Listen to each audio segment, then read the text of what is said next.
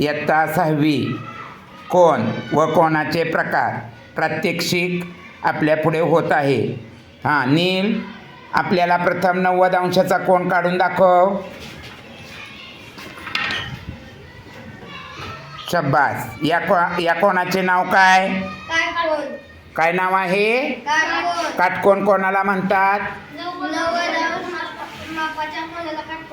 शब्बास. आता लघुकोन काढून दाखव. शब्बास. याला लघुकोन काय म्हणायचं?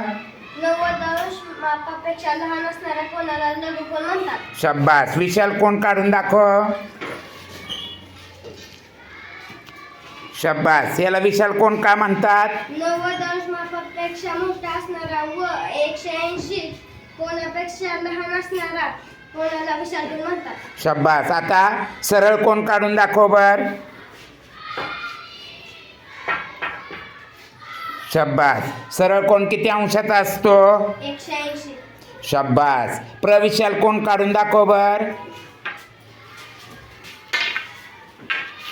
शब्बास. छान. प्रविशाल कोन किती अंशाचा असतो?